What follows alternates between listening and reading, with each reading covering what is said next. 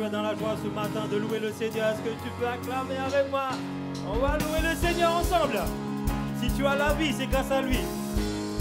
Donc ensemble, nous allons louer son nom. Alléluia. Ensemble. Je veux danser et louer. Peu importe. Peu importe ce que je vis, le ressuscité vit en moi. Quel est son nom? Son nom est Jésus. Je suis né de Dieu. Déclare-le. Je suis victorieux. Tu es né pour influencer cette génération. Né pour influencer. Rempli du Saint-Esprit. Ça démarre. Alléluia, merci Seigneur. Encore une fois, je veux danser et louer. Peu importe ce que je vis, le ressuscité vit en moi. Son nom est Jésus. Je suis né de Dieu. Je suis victorieux. Déclare. Je suis né pour influencer.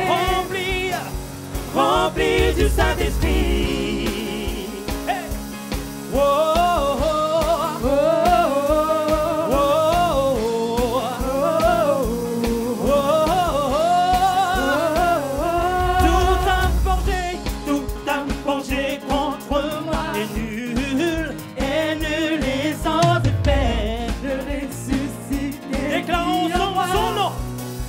Son nom est Jésus. Je suis né de Dieu. Alléluia. Je suis victorieux. Je suis né pour influencer. Rempli de Saint-Esprit. Je louerai son nom. Je louerai son nom. Je louerai son nom. Je suis un conquérant. Je louerai son nom ce matin. Je louerai son nom.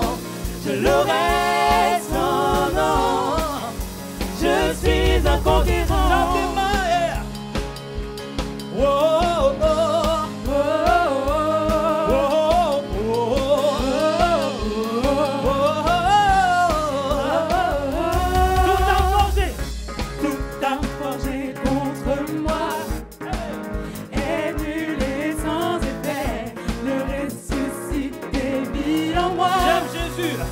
Son nom est Jésus. Je suis né de Dieu. Je suis victorieux. Je suis né pour influencer. Rempli de Saint-Esprit. Je louerai son nom.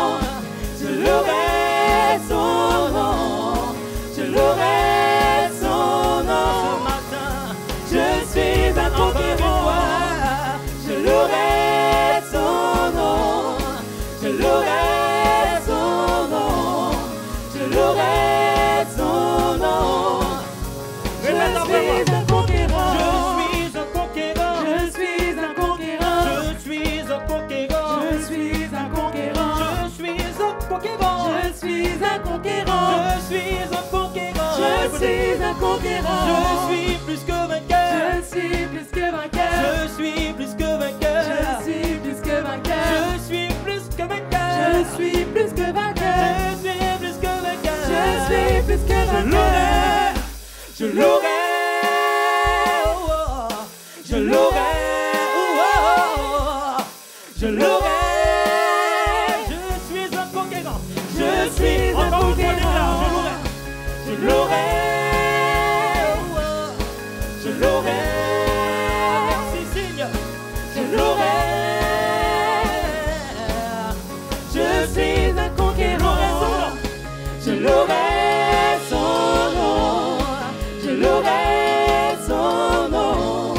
Je louerai son nom. Je suis un conquérant. Je louerai son nom. Merci Seigneur. Je louerai son nom. Je louerai son nom. Je suis un conquérant. Que le Seigneur soit béni. Amen. Laissez-moi partager un texte des Écritures et je prie vraiment le Saint-Esprit de nous parler, de laisser la parole de Dieu pénétrer nos cœurs et donc faire écho ce matin encore. C'est un passage qui est on peut parler de, vous savez, des choses qui sont basiques dans l'entendement. C'est toujours intéressant de revenir à la première fois où une mention, une alliance, une expression arrive pour la première fois dans les Écritures. Ça fait partie de ce que l'on appelle une des règles d'herméneutique. Ça fait partie, c'est pas la seule, il y en a plusieurs, mais de voir la première fois où ce mot apparaît dans les Écritures. Il donne souvent un sens sur lequel il faut prendre appui. Bien sûr, il y a d'autres contextes, mais j'aime toujours regarder vraiment au départ le sens initial des mots. Et il y a ici une chose qui pour moi me parle beaucoup ces derniers temps, en particulier ces derniers temps, et que je vais vous lire et vous allez tout de suite reconnaître de quoi il s'agit. Dans le livre de la Genèse, au chapitre 9, et verset 12. Nous voyons ici que cela vient dans le contexte de la construction de l'arche de Noé. Ça vient dans le contexte du déluge. On pourrait parler de beaucoup de choses sur le déluge. La sortie de l'arche et de l'alliance que Dieu fait avec Noé et sa descendance. Et je trouve qu'il y a là quelque chose de particulièrement important à retenir pour que cela devienne un principe dans notre vie. Et je lis ici, verset 12, une fois que la terre est sèche maintenant, que Dieu bénit Noé, ses enfants, qu'il reçoit le sacrifice que Noé lui a préparé, parce que Noé construit un autel en l'honneur de l'Éternel, et il offrit vraiment un sacrifice de louange. Et Dieu a fait des promesses à Daniel. Après ce sacrifice, Dieu a fait des promesses. Alors, quand je parle de ce sacrifice, vous allez, et c'est l'objectif, c'est transposer au sacrifice ultime. Donc, c'est en cela que c'est intéressant de voir au fur et à mesure des alliances le principe que Dieu établit. Et puis, Dieu commence à parler à Moïse, à bénir Moïse, à donner des recommandations. Reproduisez-vous, devenez nombreux, remplissez la terre. Les mêmes paroles qu'il avait déjà dit auparavant dans une autre alliance qui, elle, n'a pas été respectée. Et vous verrez que chaque fois qu'une alliance a été rompue, ce n'était jamais de la part de Dieu. Et à nouveau, Dieu vient avec une nouvelle alliance. Et le principe revient et ils sont les mêmes. C'est très intéressant à voir toutes ces alliances. Finalement, ce n'est pas nous qui cherchons Dieu. C'est Dieu qui cherche l'homme depuis le début. Il est toujours à sa recherche. Et l'homme, lorsqu'il est intelligent, il se laisse trouver par Dieu. Parce que souvent, on parle souvent sur l'aspect de chercher Dieu, et nous sommes appelés à le chercher, bien sûr. Mais nous pouvons le trouver parce qu'il se laisse trouver, parce qu'il est venu à notre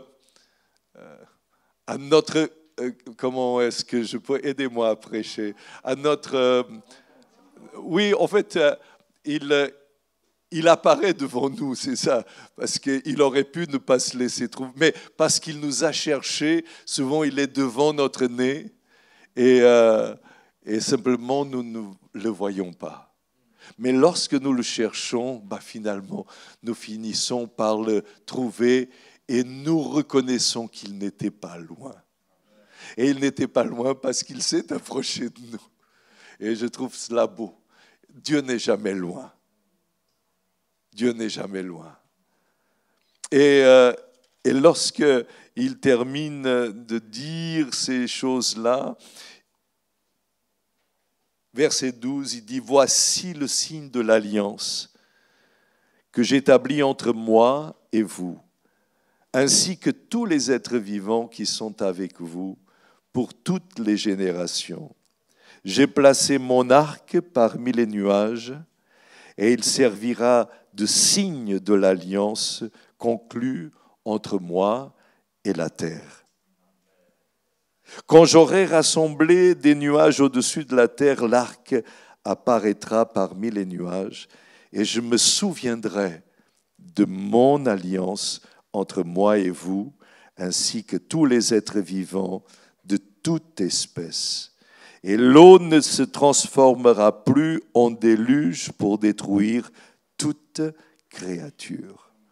L'arc sera parmi les nuages et je le regarderai pour me souvenir de l'alliance éternelle entre Dieu et tous les êtres vivants de toute espèce qui se trouvent sur la terre. Dieu dit à Noé, tel est le signe de l'alliance que j'établis entre moi et toute créature sur la terre. Amen.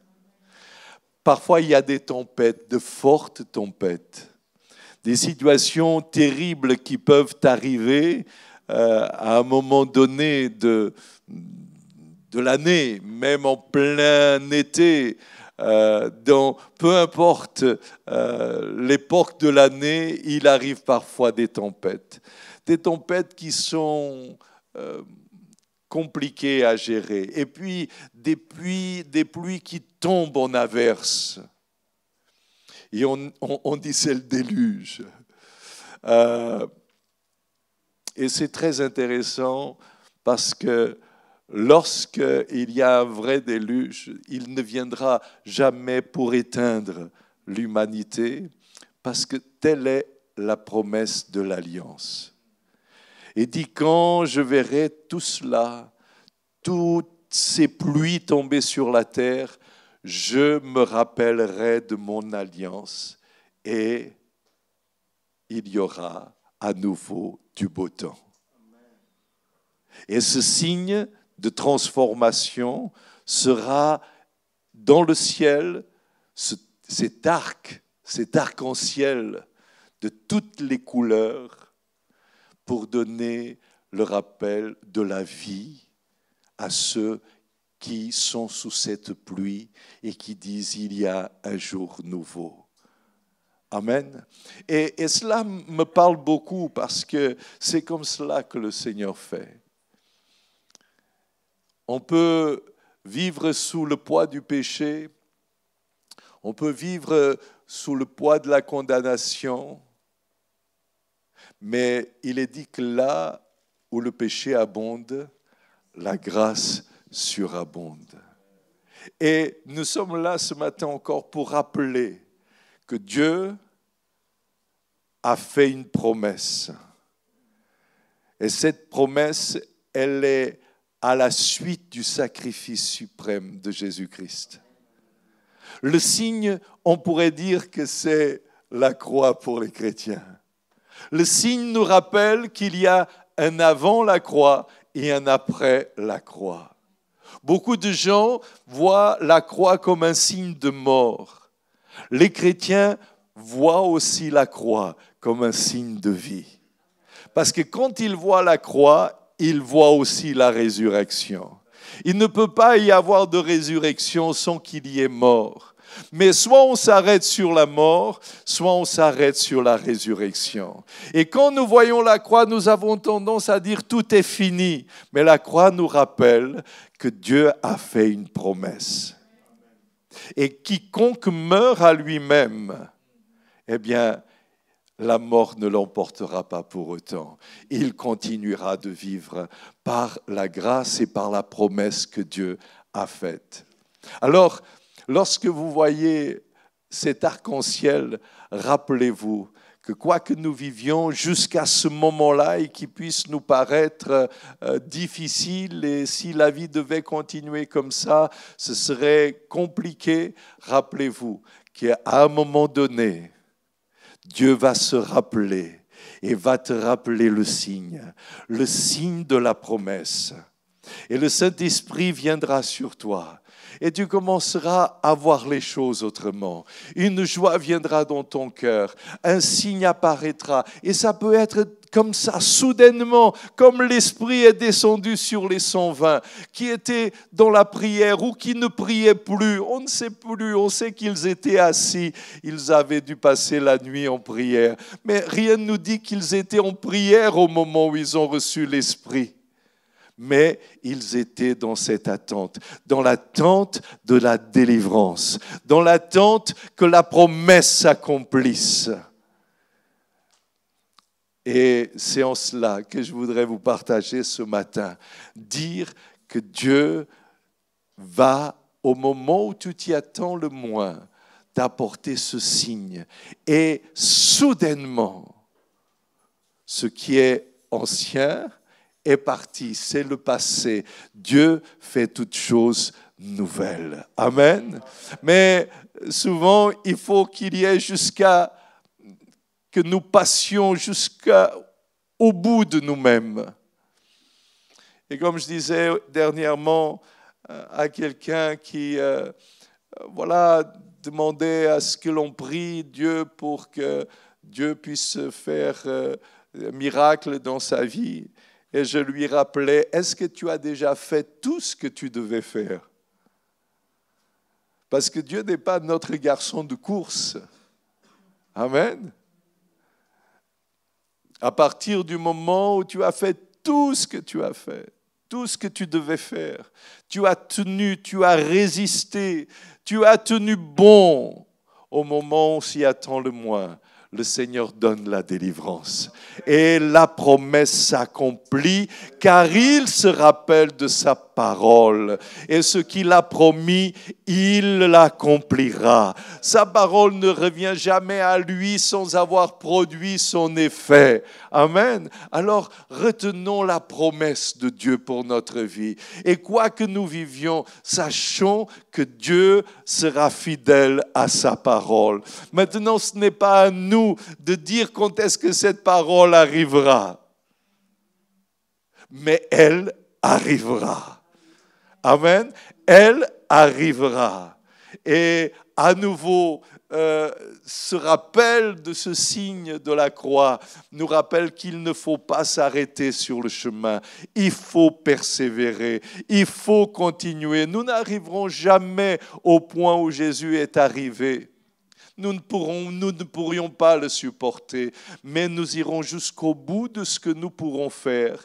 Et en son temps, autant que Dieu a décidé, il apportera la délivrance. Amen. En temps opportun, au moment qu'il décidera, parce que ce sera le moment juste. Peut-être pas pour nous, mais ce sera le moment idéal. Entre-temps, gardons la foi en Dieu, quoi qu'il en soit, même si la pluie n'arrête pas de tomber, restons dans la barque, n'essayons pas de nous enfuir, mais ayons foi en Dieu, car sa parole, elle s'accomplira. Amen, que Dieu vous bénisse. Amen. Levons-nous et prions le Seigneur ce matin. Notre Dieu, notre Père, nous venons à toi au nom de Jésus. Et nous nous rappelons ce matin encore de tes promesses. Et tes promesses sont oui et amen. Alors nous voulons marcher sur cette parole. Nous voulons marcher, Seigneur, sur tes promesses. Nous voulons marcher, Seigneur, sur ce que tu as annoncé. Et nous voulons nous y tenir. Garde notre cœur. Garde notre bouche de parler le contraire. Oh Seigneur, mets un filtre à nos oreilles et aide-nous, Seigneur, à voir comme tu vois. Mets un collier sur nos yeux de telle manière à ce qu'ils puissent voir ce que tu veux que nous voyions, Seigneur. Que nous puissions parler ce que tu veux que nous parlions, Seigneur. Que nous puissions confesser ce que ta parole veut que l'on confesse. Car je suis ce que la Bible dit que je suis. Amen. Je ne suis pas ce que les autres disent que je suis, mais je suis ce que ta parole dit que je suis. Et j'ai ce que ta parole dit que j'ai. Non pas seulement ce que mes yeux me montrent, mais j'ai ce que tu m'as promis, Seigneur. Alors je tiens sur ta parole et je te dis merci, Seigneur. Merci pour la croix. Merci pour le sacrifice souverain, Seigneur. Merci, Seigneur, pour ton amour, pour ta compassion, parce que tu nous as cherchés, Seigneur, et parce que tu t'es laissé trouver par nous qui étions pécheurs. Tu as fait de nous des rachetés. Tu nous as rachetés et tu nous as libérés, Seigneur, pour la gloire de celui pour lequel tu as donné vraiment montrer ton amour, que le nom de Jésus soit élevé, que le nom de Jésus soit glorifié et que chacun puisse vivre selon les promesses de l'Éternel. Au nom de Jésus, notre Seigneur. Toute l'Assemblée peut dire Amen. Amen. Pour faire un don en ligne, c'est simple, rapide et sécurisé. Tapez tout d'abord CCPE Montreuil dans votre barre de recherche. Une fois terminé, cliquez sur le premier lien « Bienvenue à l'église CCPE de Montreuil ». Sur la page d'accueil, cliquez sur le bouton « Faire un don ». Puis cliquez sur « Je donne en ligne ». Et voilà, c'est presque terminé. Vous êtes sur la page de paiement en ligne sécurisée de l'église. Remplissez les champs obligatoires et n'oubliez pas de cliquer sur « Valider ». Donner en ligne, c'est simple, rapide et sécurisé. Aimer, c'est donner. Donner, c'est aimer.